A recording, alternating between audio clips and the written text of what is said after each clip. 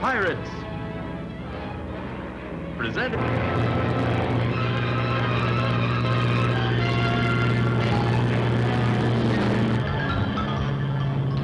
Hey, Terry. Hold on, Hotshot. Here we go.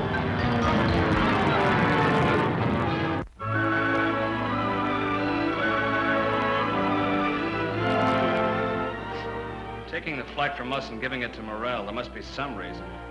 I know a guy who got his nose snipped off looking for reasons. And when the party of the first part is Chopstick Joe, one can lose the other attachments, including the noggin. And these conferences he's been having with the Dragon Lady, you know what they generally add up to?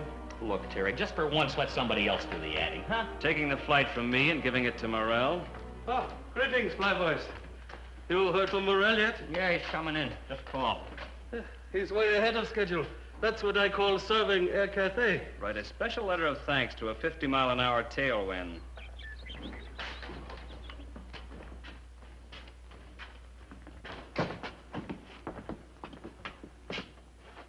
Okay, Flyboys, you can take off now. Find someplace else to go. Check your landing gear, Chop. Ditto here. Oh, you can have the rest of the day off. Go into town. Go anywhere, but go. To coin a phrase, something's cooking. Offer withdrawn. No day off. I got to go. Chops, you feeling all right? I give you a complete medical report in the morning. Right now, I got to go.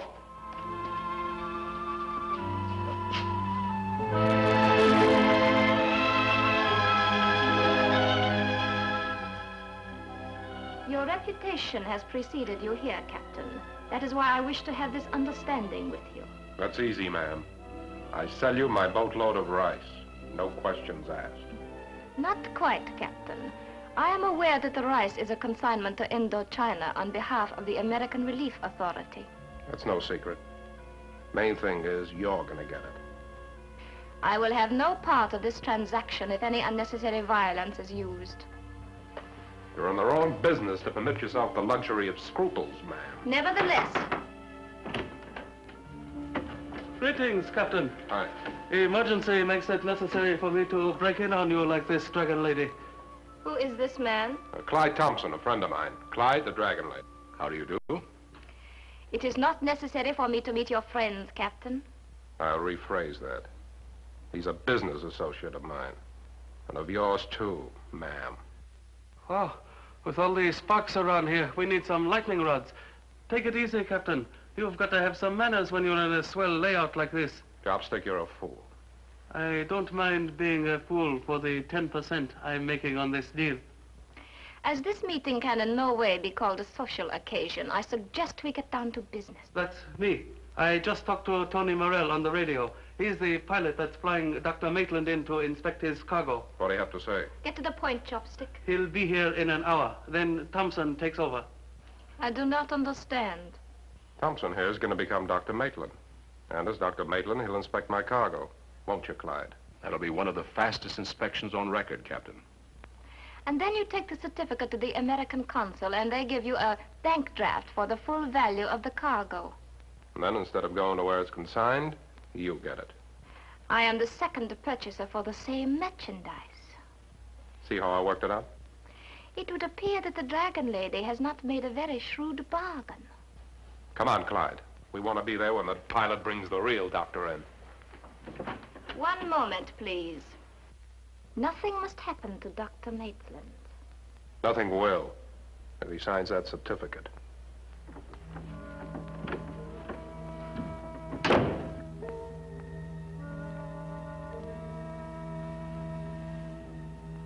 The next time you bring such gun to me, I will...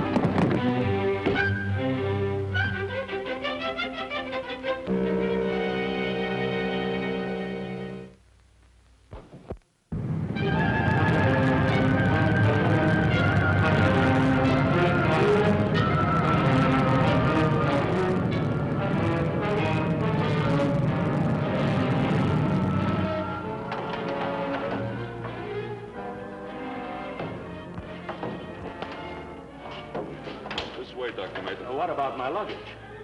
Oh, there's a local customs check here. The office will clear it for you. Oh, yes, of course. Chalk up another breach of regulations against Tony Morrell, leaving the field without checking his flight in.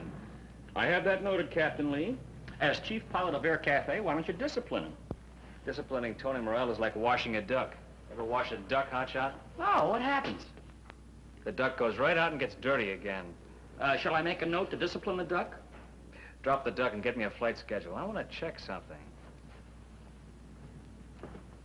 Perhaps I should show the customs people my credentials. It might speed things up a bit. Later, Doctor. Get in the car, please. Really, I insist that... Get in the car, Doctor. What's going on here? I'm an official of the United States government. It's a long way to the United States. Get in.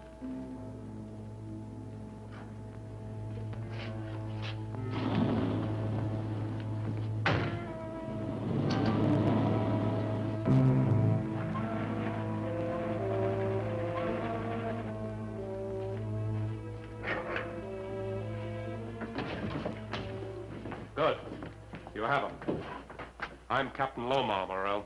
Captain Morell to you, Lomar. Okay, Captain Morell. Hi, Tommy. Haven't seen you since the counterfeit lottery days in Singapore. Been in and out of several jams since then. I don't know what's going on, but I demand to be taken to the United States consul at once. The doctor has a sense of humor. Remember that when you impersonate him, Thompson. Impersonate me? What for? We need your clearance certificate on Captain Lomar's cargo. And in case you're reluctant, we've got a standby to do the job for you. But I don't understand. I came to Tan San for that express purpose. As soon as I've inspected Captain Lomar's cargo, I'm prepared to sign the clearance certificate. It so happens I have with me a sample of the cargo in this barrel. See if you'll give me a clearance on it. Very well. But I must see the whole shipment. This is my cargo, Doctor. Why, this rice is contaminated. It isn't even fit for animals. Now perhaps you see why we thought you might hesitate to sign the certificate. I wouldn't sign a certificate for this cargo if my life depended on it. Believe me, Doctor, your life does depend on it. He means it, Doc. Why don't you just go along with us? You'd exchange your life for your noble principles? I don't think so. All you gotta do is sign, Doc. Nobody will know about it. When the time comes, he'll sign it. I'll show you why. We're built on pilings here. We're right over the water, Doctor. Take a look. There's sharks down there. You wouldn't dare. I do almost anything for $90,000, Doctor. I think I made my point. Come on, Doctor. I'll take you to another room where you can do a little serious thinking.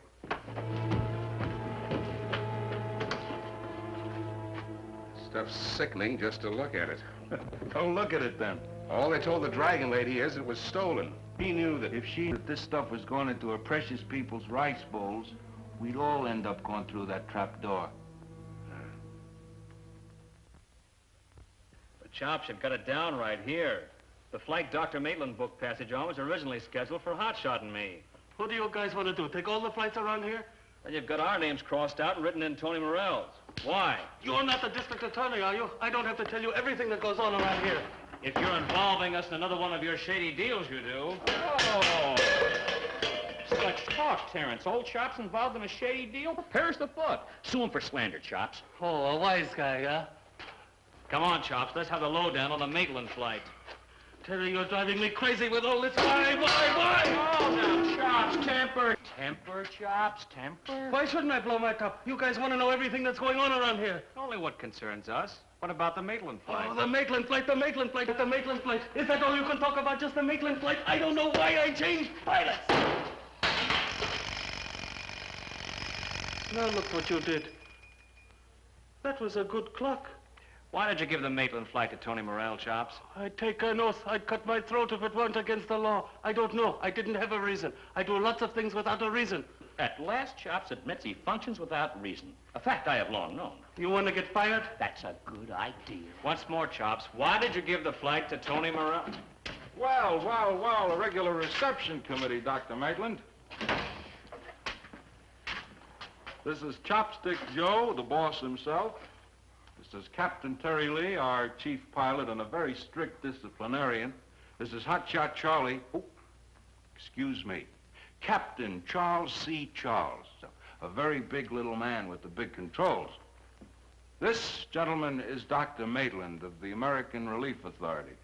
How do you do, Doctor? Pleasure, Doctor. We are honored, Dr. Maitland. And I'm very glad to know you. Captain Morrell has told me what a happy little family you are. Well, we would be if Captain Lee didn't beat us. Why didn't you check in your flight, Morrell? You see what I mean, Doctor? Well, as a matter of fact, Terry, I'll have to take 10 demerits on that. You see, the doctor wanted a quick drink after a rough flight. Yes, I did. There's usually whiskey in your locker. I bet the doctor picked up the tab. You peeked. I don't like this not checking in flights, Morrell. I want a word with you.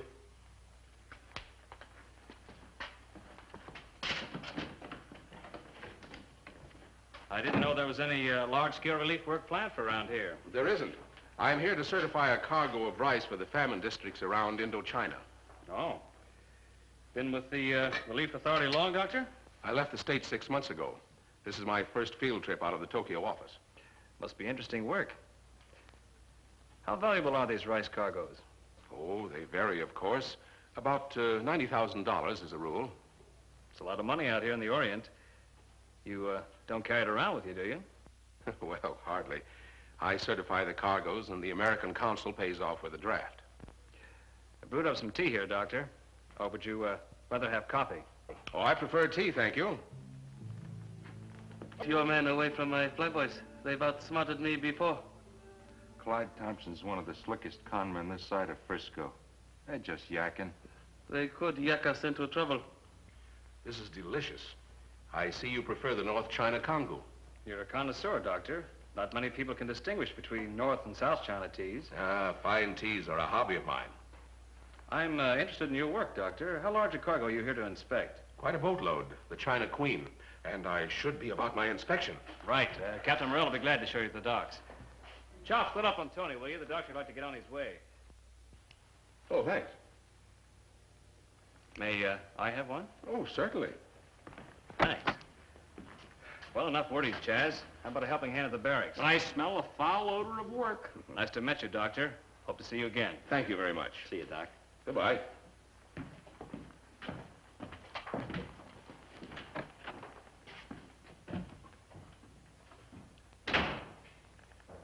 How'd it go? I don't know. Lee seemed a little too friendly, and he wanted to know too much. I told you my flyboys were smart. So am I. Wait here.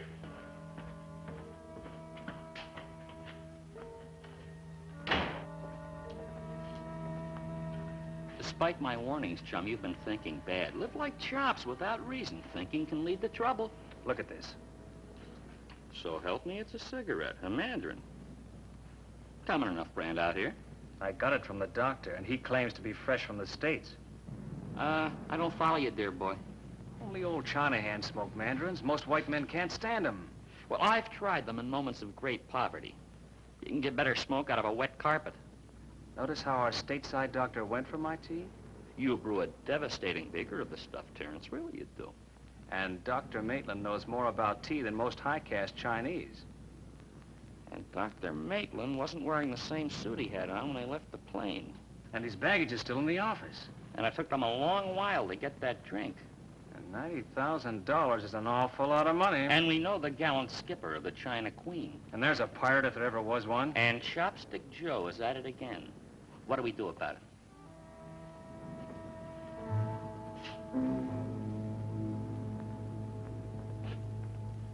Here comes Tony Morrell. You seem to be expecting him. I deliberately told him we were coming here. Chum, you're confusing me again. So he'll hear what I'm going to say next. Now just play it dumb. Good. This I can do. And, I'm going to cable Washington for more information about this Dr. Maitland.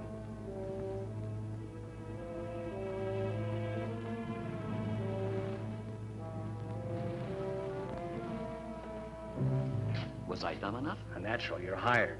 We must play a little theater again sometime. What's the bet? There's something awfully phony about Dr. Maitland. And if we follow Tony Morrell, we may learn what it is.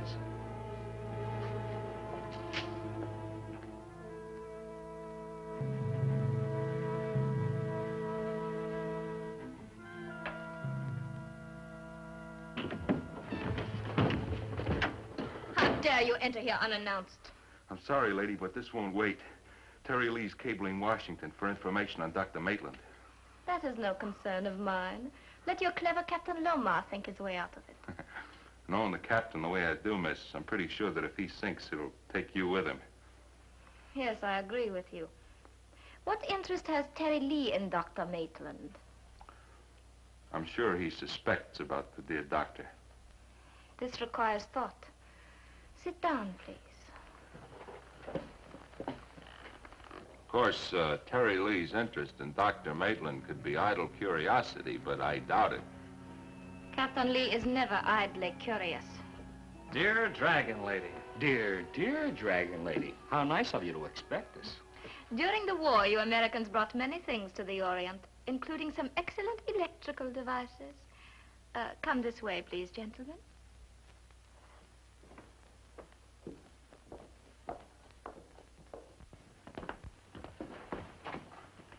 A gun in my house? You forget yourself. Guards! This solves our problem. You hold them here until Captain Lomar gets the certificate to the consul, collects his money, and gets out of the harbor. Thompson will have to sign that signature. Oh, nice boy, this Morrell. Now, wait a minute, Morrell. You've outsmarted yourself. Unless Thompson is an expert forger, his signature won't match the one in the consul's possession. How would the consul have a copy of Dr. Maitland's signature? From your passenger manifest? I left that in the plane. And you didn't check in your flight. So, to do you a favor, I followed routine and filed the manifest with the American consul, as local law requires. Always a stickler for regulations, aren't you, Mr. Lee? A bad habit of his. All right. Dr. Maitland will have to sign it himself Where are you going? to force Dr. Maitland to sign that certificate. That one will be the same one the consul has. Not too much force. Where is Dr. Maitland now? Behind the jade cutters on the street of Heavenly Rest. Perhaps you should bring him here to me. My methods of persuasion are probably more gentle. But not as effective, Dragon Lady. It has been a long time since we met, Mr. Lee. Just seems that way. Only a couple of months ago, that's all. That time, you were smuggling guns to Nang Chan. And you prevented me as usual. Someday I am going to resent your interference in my affairs. Regulations forbid the transporting of guns, dear lady. And you know how Terran regulations are, just like that. I see you've added a few pieces since I was here last. In excellent taste, as usual. That is one of the secrets of your charm, Mr. Lee. You know how to flatter. I yield to no one in my appreciation of Oriental art. But there is a small segment of my mind which I reserve for the well-being of Charles C. Charles, Hotshot Charlie to the multitudes. And at the moment I find myself somewhat depressed about his future. It will be decided for him. And it'll probably be as explosive as a signal flare. You must be prepared to meet it, Chaz. Brandy or tea, gentlemen? Tea for mine, please. Tea has served us well once today. Guard, tea for 3, please. Guard! Guard!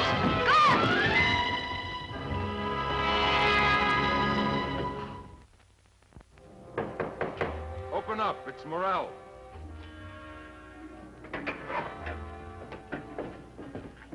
Are we ready? We're anything but ready. Dig out that certificate. Bring them over. Sign it. I'll never sign it. We better get some help. No time. There's a household full of thugs in there. A whole mob of them. Well, the element of surprise is in our favor. I'd rather have a half dozen cops. Give me some rope or wire. It looks like we may have to use it on the doctor.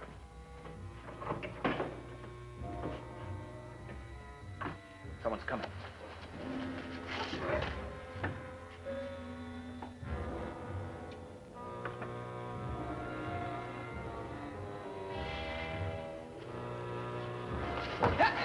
Not a sound. Get his gun, Chaz. All right, Chaz, tie him up. He doesn't seem to like this kind of thing. Morrell. Captain Morrell. Go see what's keeping that fool guard.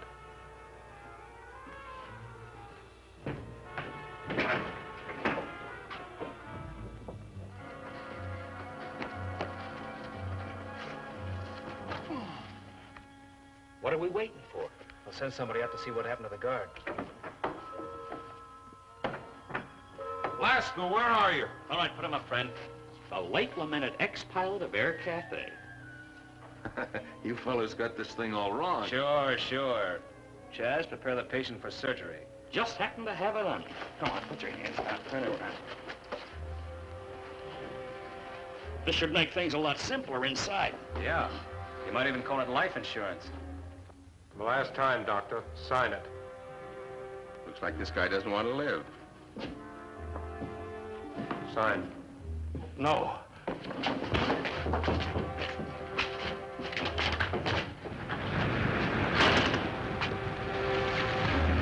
You gonna sign? I'll sign. All right. Here.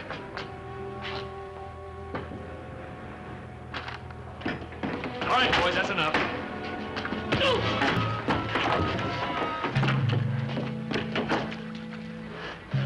Can't we? No. Not a chance. I don't have to tell you how grateful I am to you, Captain Lee. Come on, I'll see you to the plane.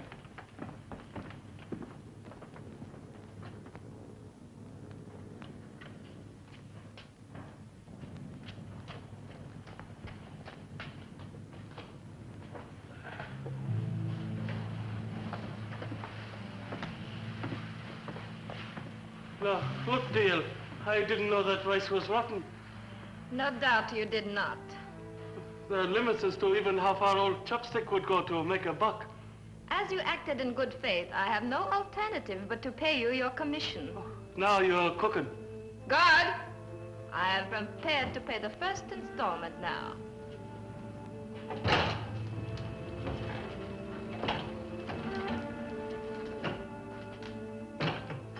But this stuff is rotten, Dale.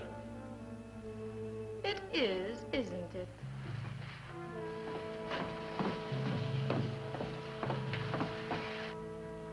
May this be a reminder for the future?